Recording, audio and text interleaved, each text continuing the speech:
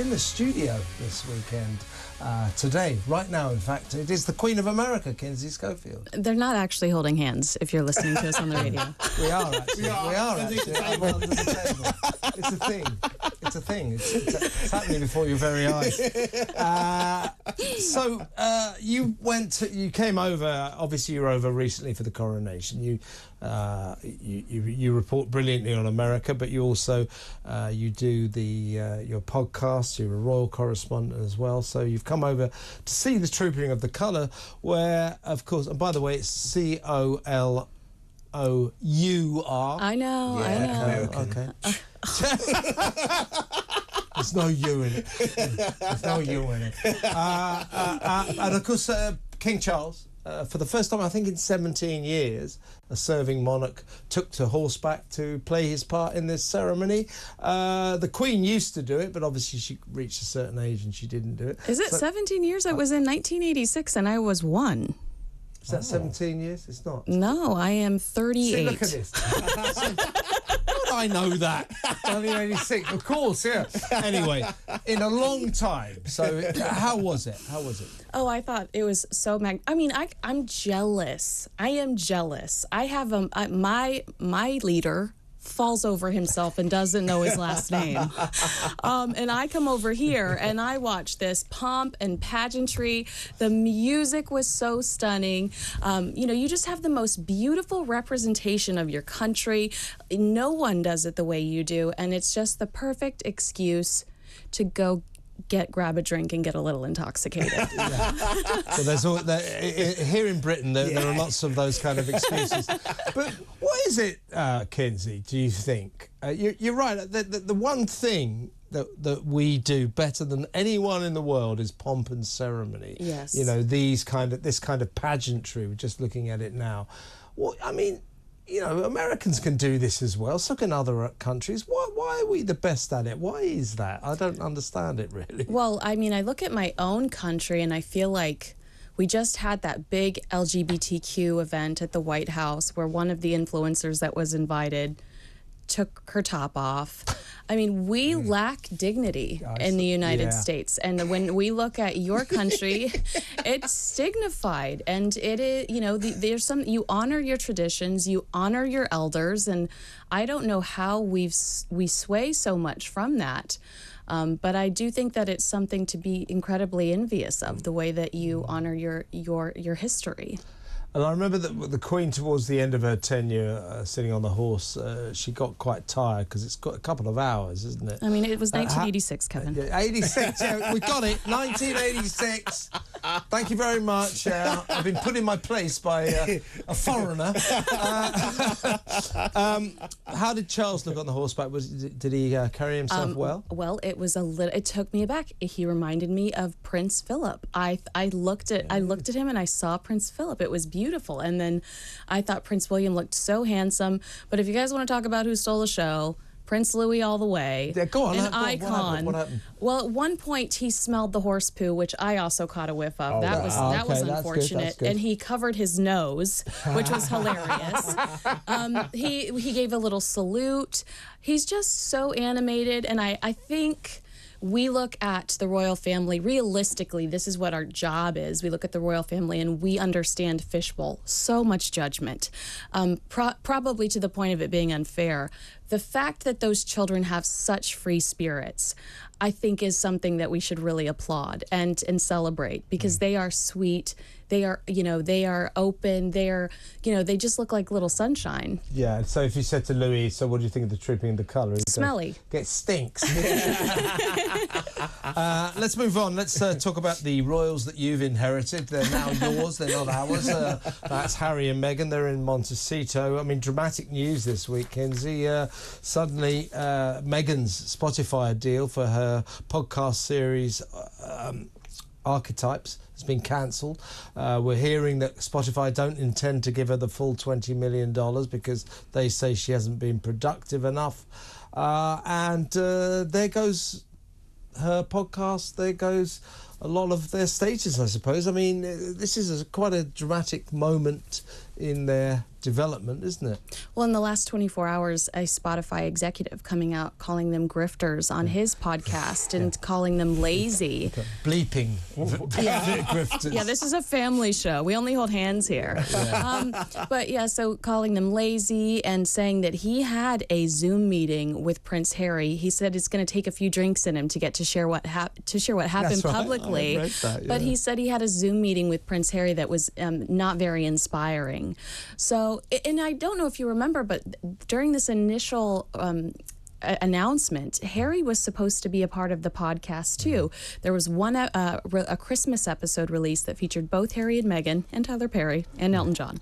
And then it was announced that Meghan was going to go on her solo venture.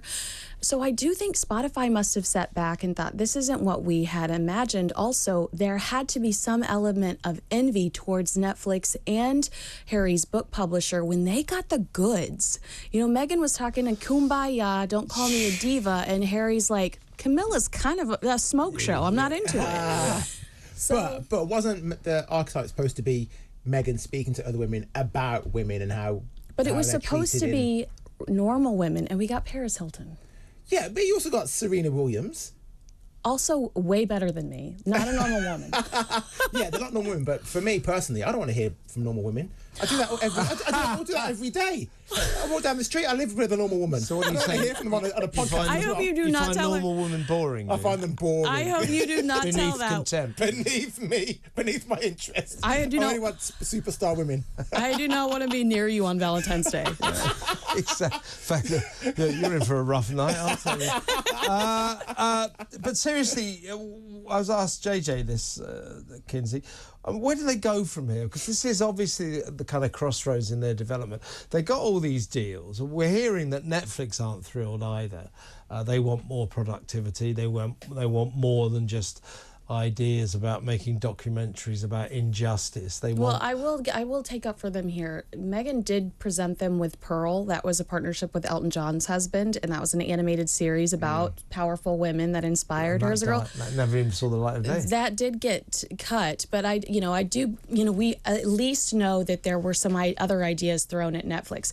I think that this wasn't handled correctly. I think that they need better people in their corner and on their team. They unleashed too much too soon. Yes. And I think if there would have been a drip method, that people, A, wouldn't feel overwhelmed by the content, B, wouldn't be so just kind of toxic towards them. I mean, some will say that they're toxic, but there's a real bitterness towards them in the States, at least. And I think it needed to be more of a drip method in releasing this content so that people had time to, each element would pop because people were desperate for more, and B, so people could have time to digest. It's a good point, isn't it, JJ, that Kinsey's making? I absolutely agree with you. I think what they've done is they just opened the floodgates and just kind of coughed the lot immediately. Whereas a more skillful approach would have been bit by bit by bit. Harry, I think, should have maintained the mystique of royalty more than he's done. That's what he's done, isn't it, Kinsey? He's disintegrated, destroyed the mystique by constantly emoting, constantly speaking.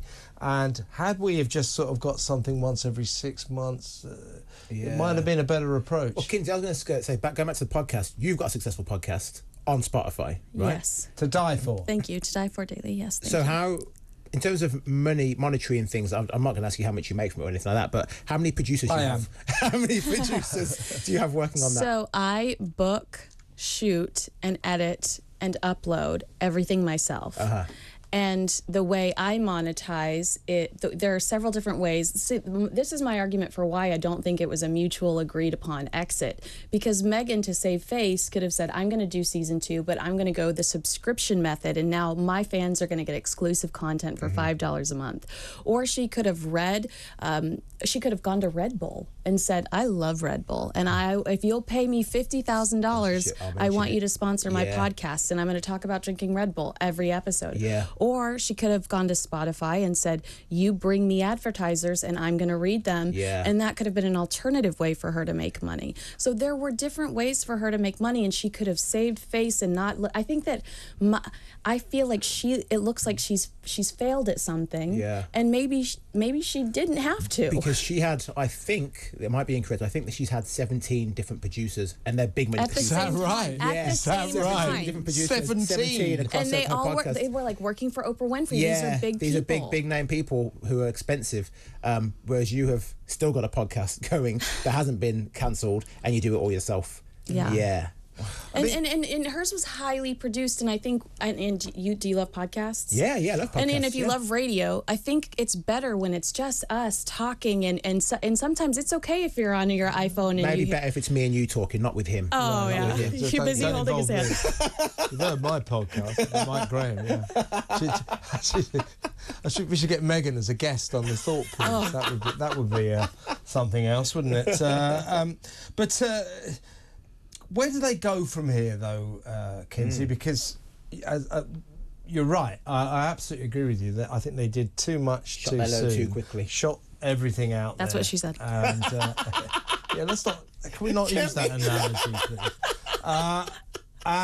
So they're at the crossroads. Where do they go from here, do you think? I think there are two options. If they are strapped for cash, because they do have 16 bathrooms and toilet paper is not getting any cheaper. Not, I think if they're strapped 16 bathrooms, you need a lot of loo paper. That is true. I think that if they have to do something, Meghan goes to William Morris Endeavor, her new agency, and says, I want to be the face of a big brand. I want you to see me on kiosks at shopping centers, whether it's hair care products or a fragrance. So she says, that's what I want to pursue. I want to be an ambassador in the beauty industry. Or they have to go away for a little while. Or last resort, she kicks back up the TIG, and it's digital content, and there's no shame in that, because that is little work and a lot of money. Yes, the word is influencer, but you could get paid $20,000 for a 13-second video. Yeah, and Gwyneth Paltrow's, is it Goop or Goop? Goop. That's worth $250 million. Right. Yeah. So she might want to go down that route. What about Harry? What's he going to do? Oh my gosh. Well, I don't know. I mean, I feel like a lot of these court cases are weighing him down creatively, reputation-wise. I think we're going to talk about the taxpayers here in a second. I don't know if that's on the agenda, what the taxpayers are. But, I think that a lot of this litigation is weighing him down. I do think Heart of Evictus and Evictus will kick back up, and we'll get to have another hero moment for him. But I'd like to see everything thrust back in that direction, and that be his brand more. Veterans, veteran affairs, and really, I used to look at him and think, I loved watching him engage with people, and we really don't. He's become so standoffish and protective of his space. Yeah. I just don't know. Let's talk about that.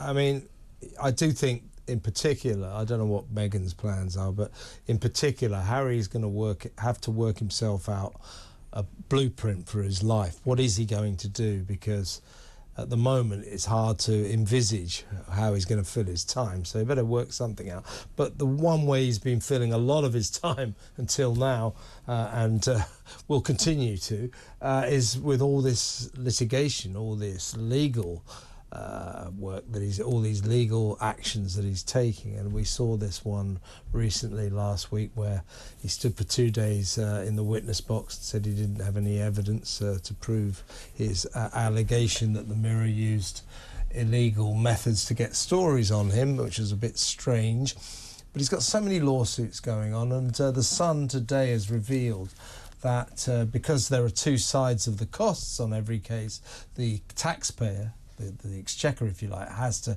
carry the cost of some cases. So his cases have cost us, in a difficult time, in the cost of living crisis, £1 million.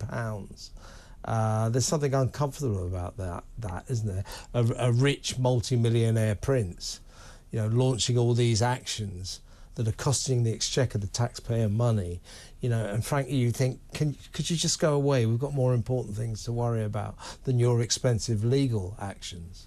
Yeah, unfortunately, I think perception is reality, and and Harry does have to bust his butt right now to provide for his family.